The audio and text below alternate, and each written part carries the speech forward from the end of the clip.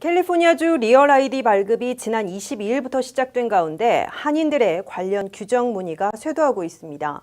캘리포니아주 차량 등록국 DMV는 리얼 아이디가 선택 사항이기 때문에 서두를 필요가 없고 AB60의 혜택을 받고 있는 불법 체류자 운전자들도 걱정할 필요가 없다고 밝혔습니다.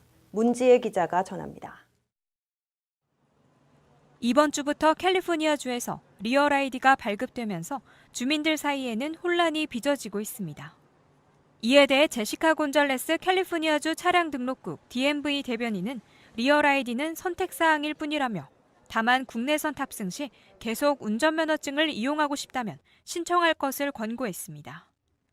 오는 2020년 10월 1일부터는 국내선을 탈 때 Federal Limits Apply가 적혀있는 기존 운전면허증을 인정하지 않아 리얼 아이디나 여권 등 다른 서류를 제시해야 하기 때문입니다. 또 DMV는 리얼 아이디가 서류 미비자 운전면허증 발급안 AB60에 아무런 영향을 미치지 못하고 앞으로도 연방정부와 운전자 정보를 공유하지 않는다고 강조했습니다. 캘리포니아주에는 100만여 명의 서류 미비자들이 AB60을 통해 운전면허증을 획득한 것으로 조사됐습니다. DMV 측은 미국에서 합법적으로 거주하는 주민들만 리얼 아이디를 발급받을 수 있다면서 서류 미비자는 평소처럼 메일, 온라인 등을 통해 운전면허증을 갱신하면 된다고 밝혔습니다.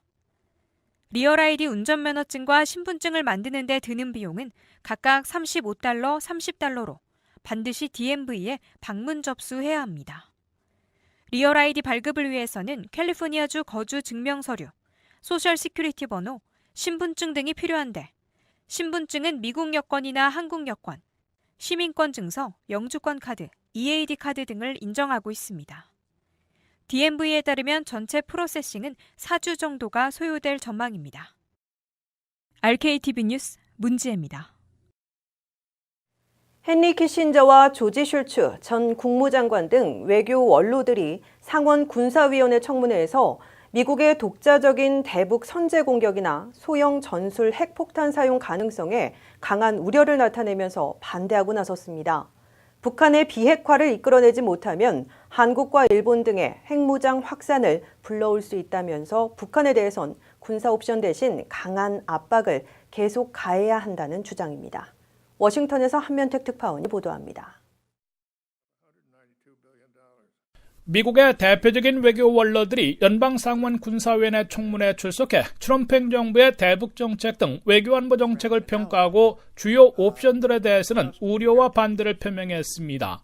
상원 군사위원회 청문회에는 닉슨과 포드 행정부에서 국가안보보좌관과 국무장관을 지냈고 트럼프 대통령에게도 외교 조언을 하고 있는 올해 94세의 헨리 키신저, 레이건 시절 국무장관인 올해 97세의 조지 슐츠, 부시 시절 국무부 부장관을 지낸 77세의 리처드 아미치드 등 외교 원로들이 나와 주목받았습니다.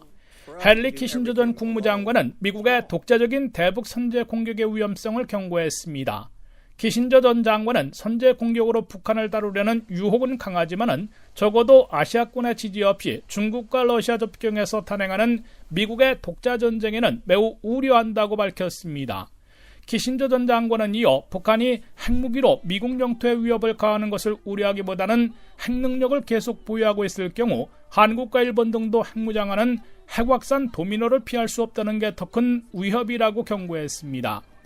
키신저 전 장관은 특히 북한이 중국과 미국 다른 국가들의 반대에도 불구하고 핵능력을 유지할 수 있다면 다른 국가들은 이것이 국제 분쟁에서 우위를 유지하는 길이라고 느끼게 될 가능성이 크다고 지적하고 북한의 비핵화를 반드시 이끌어내야 한다고 강조했습니다. 키신저 전 장관은 다만 북한이 비핵화 협상에 나오도록 군사 옵션을 쓰기보다는 제재 압박을 계속 가해야 한다고 밝혔습니다. 조지 슐츠 전 국무장관은 현재 펜타곤이 고려하고 있는 소형 전술 핵폭탄에 대해서 핵무기는 핵무기일 뿐이라며 크기나 위력에 상관없이 어떤 핵무기를 사용하더라도 대재앙을 초래할 것이라고 우려했습니다. 트럼프 행정부는 북한의 지하 핵시설 등을 정밀 타격할 수 있는 핵 벙커버스터와 같은 소형 전술 핵폭탄을 개발해 실전 배치할 것으로 알려지고 있는데 슐츠 전 장관은 이에 우려를 표시한 겁니다.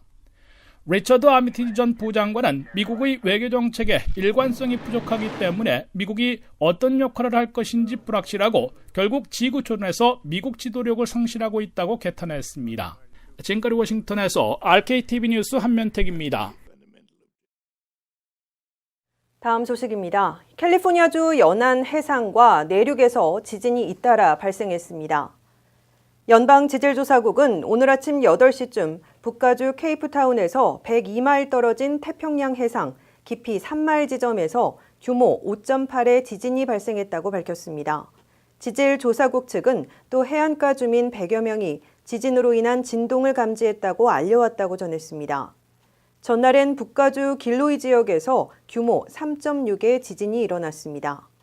앞서 오늘 새벽 2시쯤에도 오렌지 카운티 지역 트레비코 캐년 북동쪽 7마일 지점에서 규모 4.0의 지진이 발생했습니다. 지진이 발생한 곳은 한인들도 많이 거주하는 애너하임에서 남동쪽으로 31마일 정도 떨어진 지점입니다.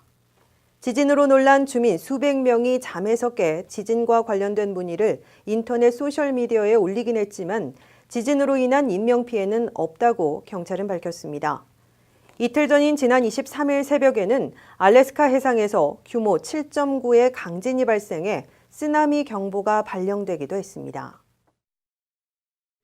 UC 계열 대학이 올 가을 학기부터 등록금을 2.7% 인상하는 안을 놓고 어제 최종 표결에 붙인다고 했는데요. 결과가 어떻게 나왔는지 잠시 후 광고 보고 돌아와 전해드립니다.